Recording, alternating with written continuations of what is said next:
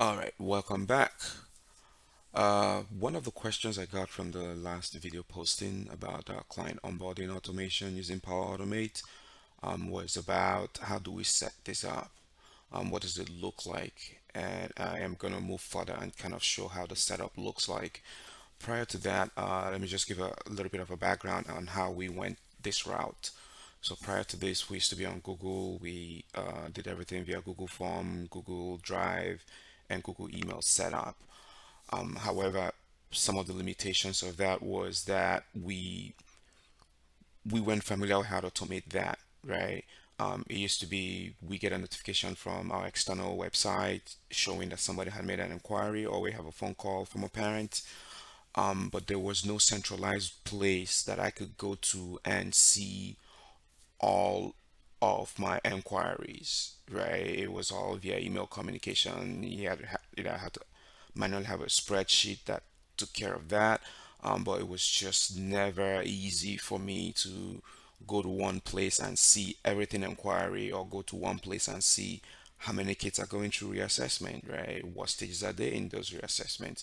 So this were the issues that we were getting as a growing ABA company, that made us begin to look at what other solutions are out there and got us into Teams. I'll give you an example with regards to the intake side of things. This is an example of how we set up our intake, and this is coming from the Power Automate side. Right here, I can come to this channel under this intake task here, and I can see all my intakes, right? All the inquiries that have come in. This inquiry here has 9 checklists. I can visually see this is 5 of 9 is completed. This is 1 of 9. This is 1 of 9. Um, and this would made no contact. This would made no contact. I can also open them and see this 5 of 9. What are they, right? I can see on the comment section what's the status. So it just gives me that one stop to see everything intake within the company. And this is very, very valuable for us in the sense that I don't have to chase emails. Typically when we used to use emails, 1 or 2 inquiries will fall through the crack. Either somebody didn't follow up, or somebody wasn't aware, or they didn't catch the email and something like that.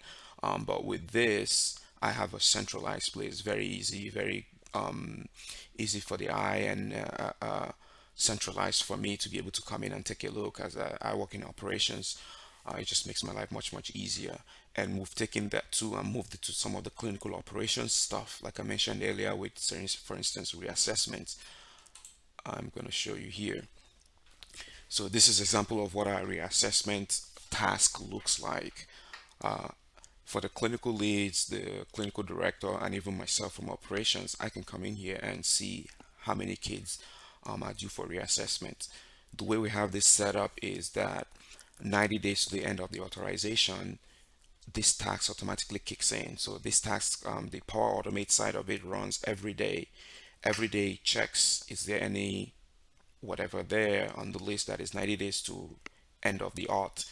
If it's 90 days to the end of the end of the auth, it kicks up a task, sends an email to the analyst in charge, sends an email to the clinical director letting them know, and after it creates the task, it also has it puts it on the calendar for the individuals involved, in terms of the deadlines for the different aspects of the task. So for instance here, each of this task, this one has a 12 checklist, and the assessment one has a 20 checklist. Some of the checklist involves end dates as well, so it also goes ahead and puts that in the calendar. So this just centralizes so much for us, because prior to this, it used to be the analyst is kind of charged with letting us know when a kid is close to authorization per quarter.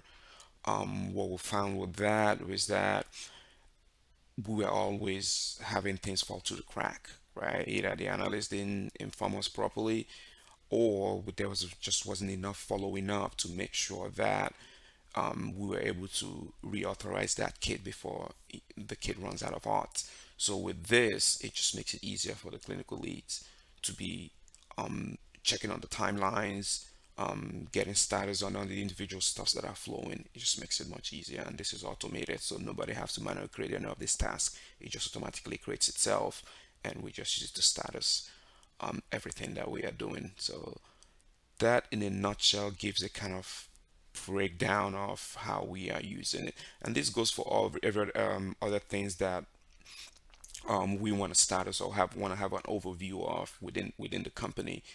We automate them, push them into a setup like this, and that way I can wake up in the morning, check on all the critical things that I need to check on, see where they are, they're flowing properly. Is there anything that is hot? Is there anything that's running behind? And I can go ahead and take care of that is running behind before it gets really critical or too late.